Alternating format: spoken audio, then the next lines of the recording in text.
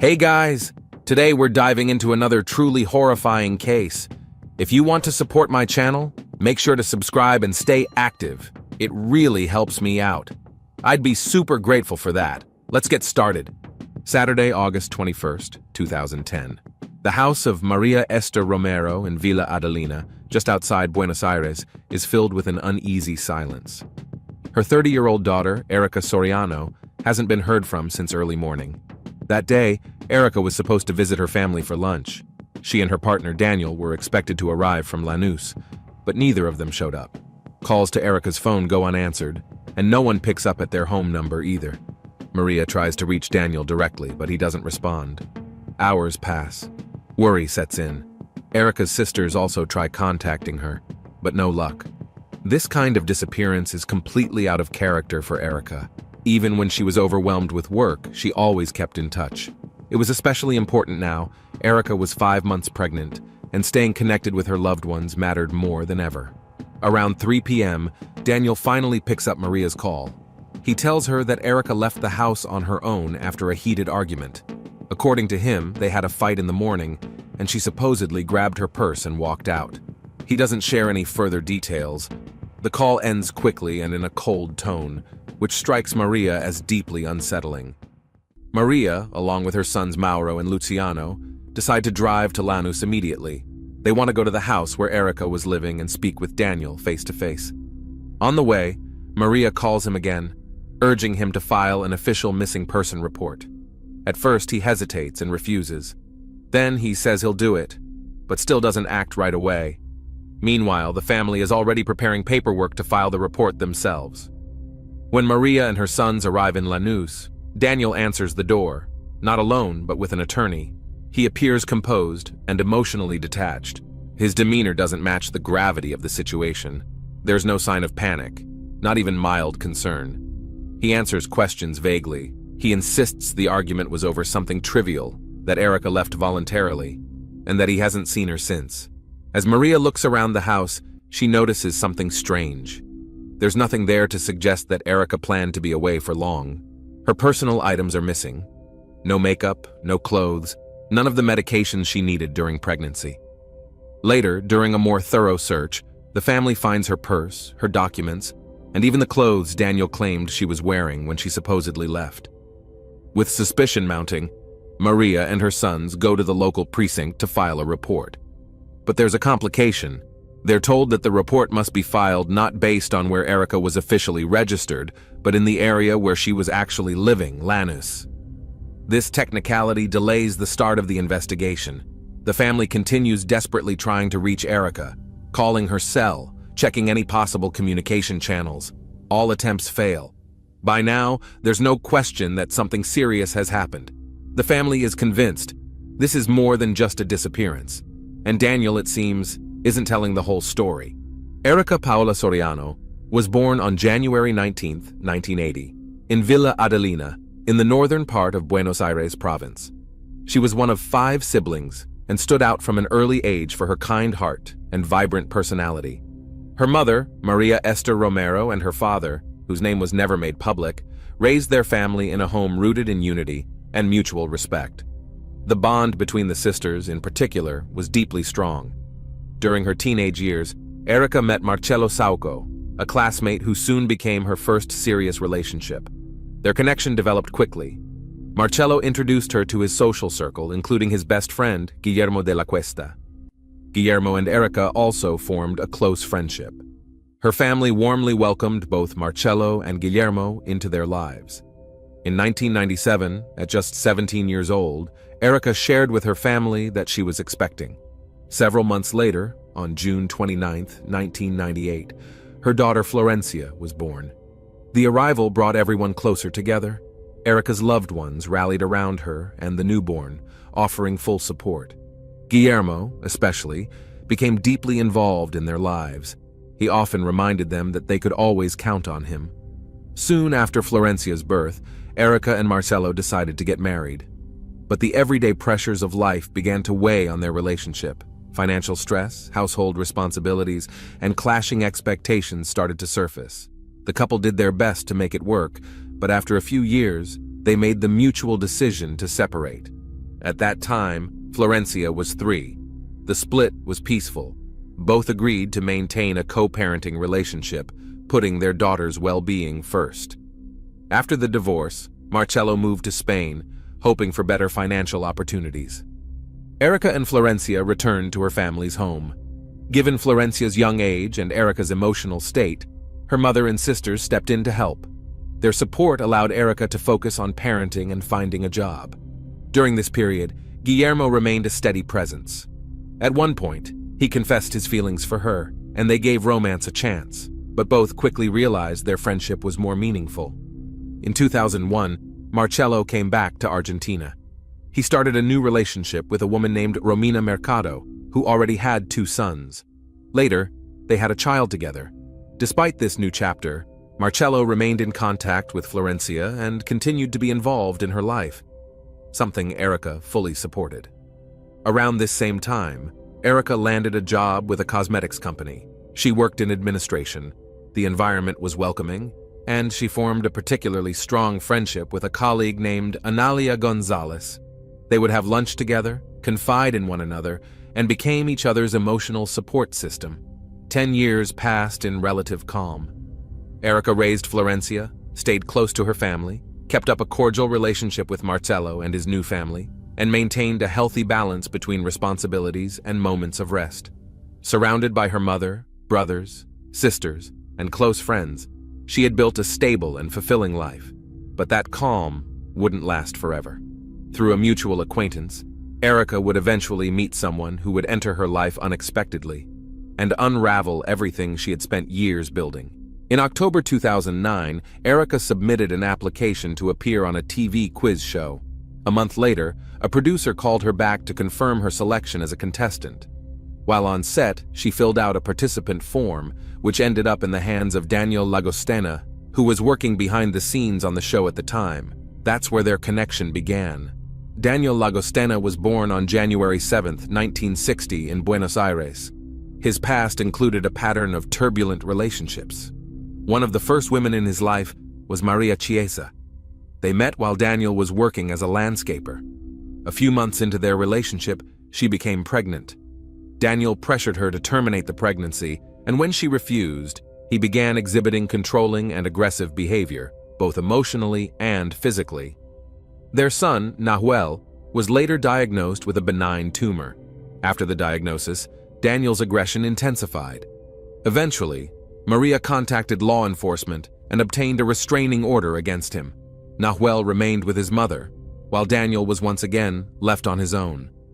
For a while, Daniel made a living through odd construction jobs and selling clothes at street markets. Later, he began a relationship with 18-year-old Alexandra Tomkiewicz. Things moved fast. Within a month, she had moved into his home in Lanús. That's when the control began. He kept tabs on her movements, demanded transit tickets to verify her whereabouts, and started checking up on where she had been. Over time, things escalated, first to threats and surveillance, then to physical aggression. After 8 years, Alexandra finally found the strength to leave him. Around this time, Daniel crossed paths with Erica. After the TV taping, he copied her email address from her application and reached out. He introduced himself and suggested meeting up. At first, Erica didn't reply, but Daniel persisted, sending more messages. Eventually, she agreed to meet. Their first conversation was calm.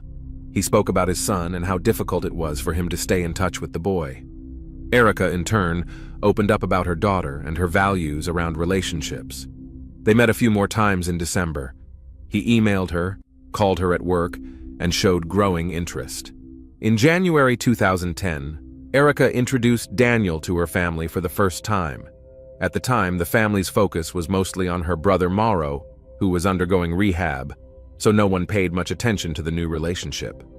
Meanwhile, Daniel began acting increasingly persistent. He expressed a strong desire to become a father. Less than 2 months into knowing each other, he was already talking about moving in together. Erica found this overwhelming, but the idea of having a new family touched her emotionally. Friends raised concerns, but she chose not to listen. In February, her father passed away. While she was grieving, Daniel proposed that she move into his home in Lanús. Erica hesitated. She didn't want to leave her mother or pull her daughter out of school. That's when Daniel went directly to Maria. He told her that the only thing standing in the way of their relationship was Erica's attachment to her family. Not knowing all the details, Maria encouraged Erica to consider the move, thinking it might help her find stability. The decision didn't come easy. Erica's friend and co-worker, Analia, urged her to reconsider. The move seemed rushed, but Erica, worn down by grief and pressure, eventually gave in. At first, everything seemed manageable, but soon signs of control began to show. Florencia, Erica's daughter, felt increasingly pushed aside. Daniel interfered with their bond, triggered conflicts, and started accusing Florencia of things that hadn't happened. The first clear sign of jealousy came when Daniel asked Florencia to follow her mother after work and report back. His behavior escalated. He frequently caused scenes, tried to control Erica's appearance, her social interactions, and where she went. Her sense of freedom began to shrink, and sadly, this was only the beginning. Control intensified after Erica became pregnant. Daniel began using her condition as an excuse to tighten restrictions, demanding she reduce her communication with others and insisting on full compliance with his rules. He wouldn't let her change her route without offering an explanation. If she deviated from her schedule, he demanded photo evidence. Sometimes they would spend weekends at a rural home in Saladillo, a property owned by his family. There, Erica was cut off from her usual environment. No friends, no familiar places. Daniel used these trips to further isolate her. Her mother and sisters started hearing from her less and less. Even when she did manage to visit Villa Adelina, the visits were brief and rare, and often came with disapproval from Daniel. Erica's condition started to deteriorate. She stopped taking care of herself the way she used to, rarely wore makeup, lost interest in her appearance, and even the simplest tasks became a struggle. Friends and relatives noticed the change. In this stifling atmosphere, Erica made a decision. She was going to leave. She reached out to her friend Laura, who worked at a real estate agency, and asked for help finding a place to live. She wanted to move as soon as possible. Laura began looking for options right away. Erica tried to keep things discreet, afraid of how Daniel might react if he found out. But he did find out. After that, he began taking secretive steps. Daniel obtained a secondary phone, one he hadn't used before, and contacted an unidentified individual. Investigators later revealed that this person might have had access to a cremation facility. The situation escalated rapidly, and time was running out for Erica. On August 20th, 2010, Erica and Daniel went into downtown Buenos Aires. She had a prenatal appointment with her OB-GYN. Everything with the pregnancy was progressing normally, but Erica insisted on routine checkups. After the appointment, they spent some time in the city, grabbed coffee at a local spot, before heading back to Lanús. It was a Friday, and traffic heading out of the capital was especially heavy. During the ride, something happened. A conflict broke out between them. The exact cause remains unknown. In the middle of the argument, Laura, Erica's friend, called. Erica sounded tense. Her voice was shaky. Laura asked her to call back once she got home. That was the last confirmed contact anyone had with Erica. She vanished. Daniel didn't go to the authorities until the following day, and only after pressure from Erica's family. His statement was brief. He repeated that Erica had left the house on her own, refused to let him accompany her, grabbed her bag, and walked out. But on August 22nd, just one day later, not only did members of the Soriano family arrive at his home, so did law enforcement with a search warrant in hand. Inside, investigators quickly noticed something unusual: the fireplace. Despite the warm weather, it was hot. When asked why it had been used, Daniel claimed he'd used it to cook. But there was no food, no cooking utensils, nothing to support that claim. Inside the fireplace, they found scorched fabric fibers, which were sent off for testing. Chemical agents also revealed that the floor had recently been cleaned in areas where blood had been present. When questioned about this, Daniel offered an explanation. Erica had supposedly cut her finger, but he had never mentioned this before. Not to authorities, not to her family, and no one else had heard anything about it. During the search of the home, Erica's sisters discovered her personal belongings. There were pregnancy-related medications, cosmetics, her purse, identification documents, wallet, and even the exact outfit Daniel had claimed she wore when she supposedly left. These findings seriously challenged the idea that she had left on her own. Maria demanded answers. Daniel responded vaguely, dodging details. His demeanor was distant. He showed no real concern and didn't take part in the search efforts. Meanwhile, Erica's family launched their own search. They printed posters with her photo, shared her information online, and contacted hospitals, medical examiners' offices, and police departments. No confirmed sightings or leads emerged. Everything pointed to a disappearance that was not spontaneous. With each passing day, Daniel's version of events seemed less believable. His statements didn't match the facts, and the belongings found at the house contradicted his story. Her family was certain he was hiding something. A few days after the missing person report was filed, Daniel suddenly vanished. Before leaving, he wrote a letter to his father, saying he didn't want to be blamed for something he claimed he hadn't done. He also left his phone on top of a newsstand to make it harder for authorities to track him. Over the next few hours, he traveled to the city of Rosario, from where he crossed the border into Paraguay. Daniel's sudden disappearance alarmed investigators. Until then, he had appeared indifferent, but he hadn't attempted to flee. His abrupt change in behavior was a strong indicator that he was concealing something. While the Soriano family tried to track down his location, Daniel's father reported his son missing to the authorities. This report helped speed up the search. As the investigation in Paraguay unfolded, detectives back in Buenos Aires shifted their focus to how a body might have been disposed of. One of the key theories was cremation. Investigators checked crematories in the southern part of Greater Buenos Aires. Special attention was given to a funeral service that rented space from Daniel's family. The director of the facility was Leonardo de Simone. While reviewing the funeral home's paperwork, discrepancies began to emerge. Some cremations were registered without proper names or identification, and key identification protocols had been ignored. Investigators concluded that the setup allowed cremations to be performed without official records. This system could have been used to dispose of Erica's remains. Though no direct evidence was found, there were enough indirect signs to suggest a potential connection between Daniel's actions and activities in the funeral business. As police worked to pinpoint Daniel's location, the Soriano family's attorney obtained authorization to search properties linked to the funeral service. Investigators went through archives, storage rooms, and examined burials that had taken place around the time Erica disappeared. Several bodies that had passed through the same crematory were exhumed, but none showed any trace of being her. Meanwhile, Daniel returned to Argentina and voluntarily turned himself into law enforcement. He claimed he had traveled north to the Misiones province after receiving an anonymous tip that Erica might have been held at a facility where women were being exploited. According to him, he went there to investigate the claim.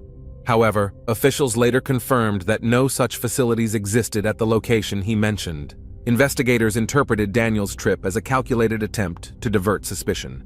Erica Soriano's family, including her mother and sister, believed his actions were a deliberate effort to flee and destroy evidence. Their suspicions only deepened, but at the time, there still wasn't enough direct evidence to formally charge him. Nearly 2 years after Erica's disappearance, the investigation reached a critical point. On May 30th, 2012, a judge ordered the arrest of Daniel Llagostena on suspicion of unlawful deprivation of liberty resulting in death with aggravating circumstances. The decision was based on expert analyses, witness testimony, and a pattern of events that pointed to his involvement. Following his arrest, Daniel underwent a court-ordered psychiatric evaluation. Specialists diagnosed him with traits consistent with a severe personality disorder, prominently featuring narcissism. A lack of empathy, a desire for control, and a manipulative nature were identified as core characteristics. Experts concluded that these traits had a direct impact on the nature of his relationship with Erica. Despite the serious nature of the allegations, Daniel was released from custody in late December 2012. The ruling came from the appeals court of Lomas de Zamora. The main reason cited was the absence of a body and a lack of direct evidence linking him to a fatal act. The prosecution challenged the decision, but the ruling stood. The investigation continued, with the primary suspect now walking free. Detectives refocused their efforts on analyzing Daniel's phone communications. A court-approved wiretapping of his conversations. This step proved fruitful. Authorities recorded conversations between Daniel and several third parties, during which they discussed information loosely connected to burial procedures and cremation. These calls introduced new leads about a crematorium where Erica's remains could have been disposed of without proper documentation. Investigators also turned their attention to transactions involving the funeral service linked to Daniel's family. One document revealed a purchase agreement. Leonardo de Simone, who had previously rented the facility, had bought it for $220,000, but only $120,000 was ever paid. Investigators suspected that the remaining balance may have been forgiven in exchange for help covering up Erica's disappearance. Meanwhile, authorities worked to reconstruct Daniel's movements on the day Erica vanished. Cell tower data showed that on the evening of August 20th, 2010, Daniel's phone traveled along a route leading to the southern parts of the province, near the location of the crematory. These findings aligned with witness statements from individuals who reported seeing a vehicle resembling Daniel's parked near the site that day. Investigators also analyzed phone records from a number registered to Daniel Lagastena's nephew. That number had been used for texting on the night Erica disappeared, the same night Daniel claimed he was at home. But location data revealed activity near a site associated with cremation services. While the nephew's involvement in the crime wasn't proven, his statements helped confirm critical timeline markers. The court requested a full list of all burials conducted at the crematorium in question. Investigators gathered enough circumstantial evidence to support the theory that a crime had taken place and that the body had been disposed of through an unlawful cremation scheme. Although Erica's remains were never recovered, authorities argued that their destruction was the result of premeditated actions. Daniel, they concluded, had used his connections and resources to erase all physical evidence. A combination of motive, a prior pattern of aggressive behavior, forensic findings, post-disappearance conduct, inconsistencies in his statements, and cell phone activity formed the foundation for reissuing formal charges. The case continued to build momentum despite the absence of the most crucial piece of physical evidence, the victim's body. On June 4, 2018, nearly 8 years after Erica Soriano disappeared, the trial began at Criminal Court Number 9 in Lomas de Zamora. Daniel Lagostena stood as the sole defendant. Over the years, the case had grown to include hundreds of pages of documents. The prosecution presented a case built on investigative findings, expert evaluations, witness testimony, and behavioral analysis of the accused. The trial was presided over by a panel of 3 judges. Representing the Soriano family was attorney Ariel Ursino. Lagostena's defense emphasized the absence of a body as their central argument, insisting that this lack of evidence meant guilt could not be proven. They suggested that Erica may have left voluntarily and that her disappearance didn't necessarily involve a crime. The court heard testimony from more than 60 witnesses. These included family members, co-workers, friends, law enforcement personnel, investigators, forensic experts, and former partners of the accused. A large portion of the trial was devoted to questioning key individuals and reviewing cell phone data, surveillance footage, wiretapped calls, and evidence gathered during searches.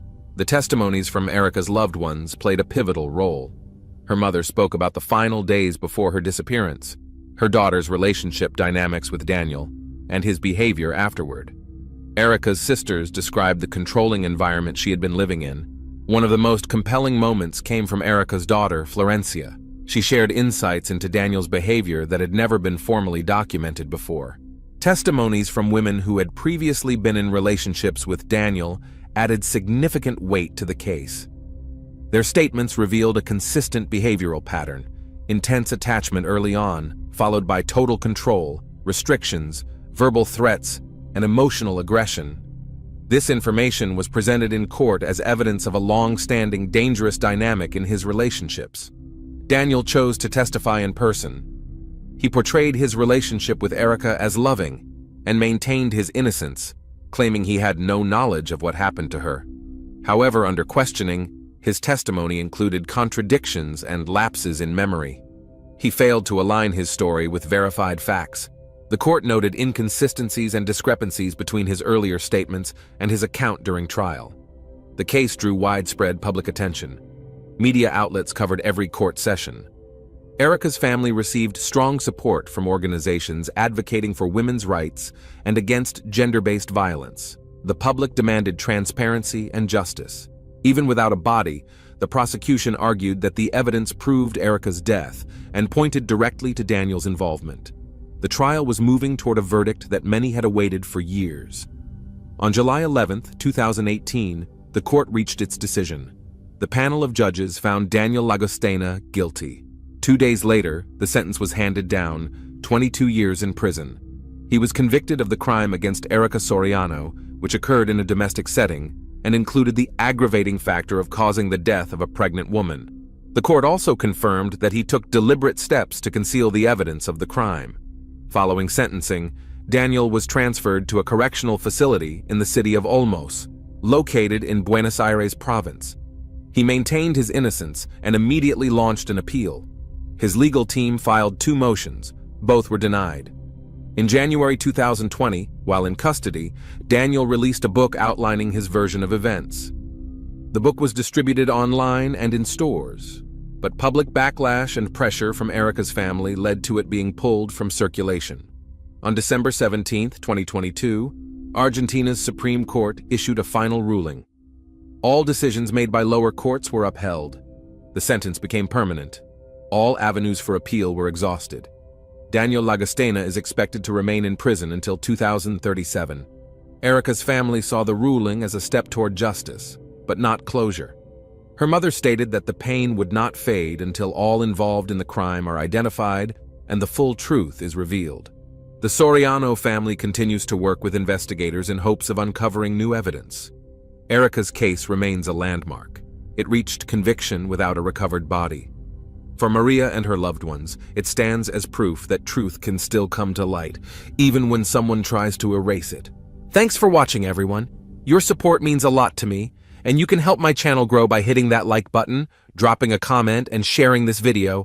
Your engagement really makes a difference. See you soon.